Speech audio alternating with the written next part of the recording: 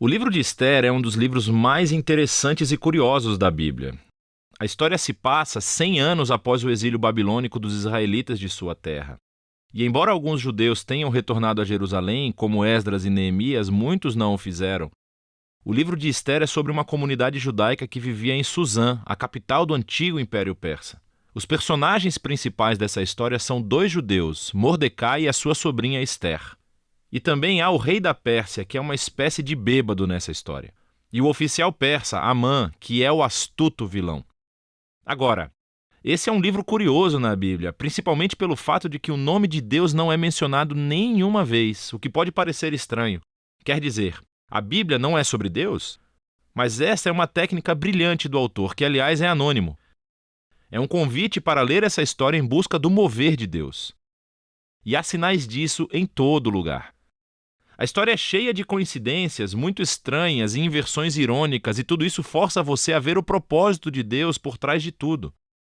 Vamos nos aprofundar na história. O livro começa com o rei da Pérsia fazendo 2 banquetes elaborados que duram um total de 187 dias. E é tudo pelo propósito grandioso de exibir a sua grandeza e esplendor. No último dia do banquete, ele está muito bêbado e exige que a sua esposa, a rainha Vasti, apareça na festa para mostrar a sua beleza. Ela recusa, e assim, em uma fúria embriagada, o rei destitui Vasti e faz um decreto muito bobo de que todos os homens persas devem ser agora os donos das suas próprias casas.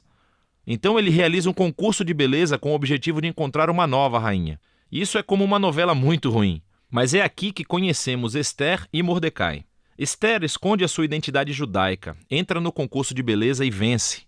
E o rei fica tão obcecado com Ester que ele a exalta para se tornar a nova rainha da Pérsia. Depois disso, e de forma acidental, acontece de Mordecai ouvir 2 guardas reais conspirando para assassinar o rei. E assim ele informa Ester, que por sua vez informa ao rei, e Mordecai recebe crédito por salvar a vida do rei. Desde o começo, Deus não é mencionado em nenhum lugar. Mas tudo isso parece providencialmente ordenado. O que é que Deus está fazendo? Você precisa continuar lendo. A seguir, somos apresentados a Amã, que na verdade não é persa.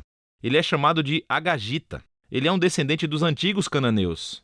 Lembre-se de 1 Samuel capítulo 15. O rei eleva Amã à posição mais alta do reino e ele exige que todos se ajoelhem diante de Amã. Bem, quando Mordecai vê Amã, ele se recusa a se ajoelhar, o que naturalmente enche Amã de raiva. E quando ele descobre que Mordecai é judeu, Amã convence o rei com sucesso a fazer um decreto louco para destruir todo o povo judeu. E para decidir a data da aniquilação dos judeus, Amã joga os dados. Um dado é chamado Pur, em hebraico.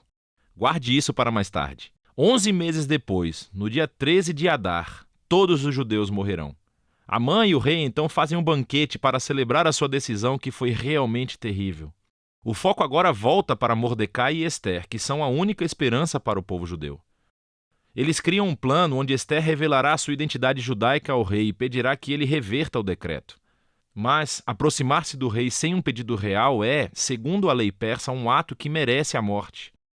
Assim, em uma declaração importante, Mordecai está confiante de que, mesmo que Ester permaneça em silêncio, a libertação para os judeus virá de outro lugar. E então, Mordecai se pergunta em voz alta, e ele diz, quem sabe? Talvez você tenha se tornado rainha para um momento como este. Ester responde com coragem e tenciona ir ao rei com suas palavras incríveis. Se eu perecer, pereço. Sabendo o que acontece, observamos a inversão irônica de todos os planos malignos de Amã.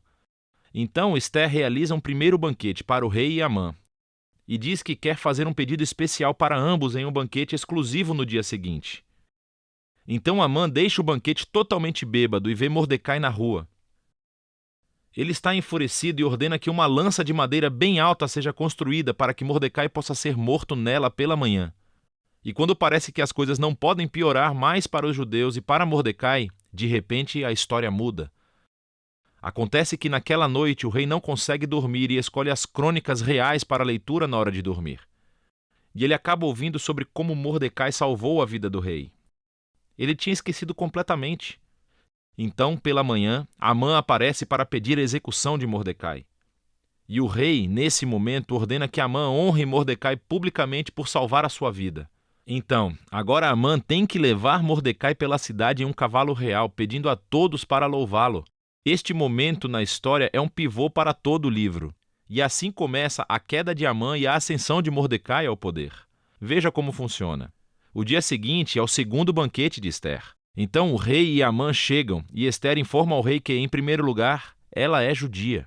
E segundo, que Amã promulgou um decreto para assassiná-la e matar Mordecai, que salvou a sua vida, e assassinar todos os judeus. O rei já tinha bebido muito, e quando ele ouve essa notícia, ele começa mais uma fúria embriagada. Ele ordena que Amã seja morto na própria estaca que fez para Mordecai. É uma maneira irônica e horrível de morrer para Amã. A execução de Amã, no entanto, não resolve o problema do decreto de matar todos os judeus. Então o foco agora volta para Ester e Mordecai, enquanto fazem um plano para reverter o decreto.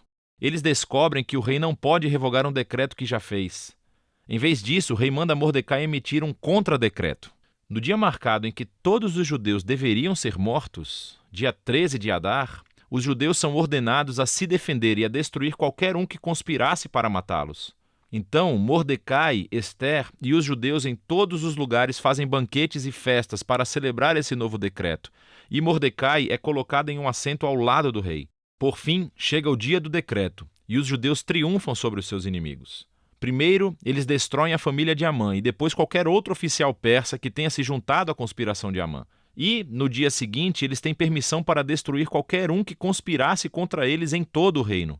Isso resulta em alegria e celebração quando os judeus são resgatados da aniquilação. A história conta como Ester e Mordecai estabeleceram por decreto essa festa anual de 2 dias em Purim para comemorar sua libertação da destruição. E o nome da festa vem dos dados de Amã. Lembre-se, Purim. O livro conclui com um breve epílogo sobre como Mordecai é elevado à posição de segundo em comando no reino. E somos informados de sua grandeza real e esplendor à medida que os judeus prosperam no exílio. Agora afaste-se. Observe como toda essa história foi criada. A história estava cheia de momentos de inversão irônica, mas agora podemos ver toda ela estruturada como uma inversão irônica, até nos detalhes. Assim, o esplendor, banquete e decretos do rei são refletidos no esplendor, banquetes e decretos de Mordecai no final. Ester e Mordecai primeiro salvam o rei e agora salvam todos os judeus. Depois, você tem a elevação de Amã, seguido dos seus éditos e banquetes, que são invertidos pela elevação de Mordecai, seguido pelo seu édito e banquete. E no meio da estrutura da história, você tem as cenas de planejamento de Ester e Mordecai. E depois temos os 2 banquetes de Ester que emolduram o maior momento da inversão em toda a história, a humilhação de Amã e a exaltação de Mordecai. Outra característica fascinante desse livro é a ambiguidade moral dos personagens. Há muita bebida, raiva, sexo e assassinato dos quais Mordecai e Ester fazem parte. Fora a violação de muitos mandamentos da Torá, como casar com gentios e comer alimentos impuros. E a história não coloca Mordecai e Ester como exemplo moral, como se endossasse todo o seu comportamento. Mas eles são apresentados como modelos de uma vida de confiança e esperança, quando as coisas começam a dar errado. E assim, o livro de Ester volta à questão com a qual começamos: por que Deus não é mencionado? A mensagem desse livro parece ser que, quando parece que Deus está ausente, quando o seu povo está no exílio, quando é infiel à Torá, será que isso significa que Deus está cansado de Israel?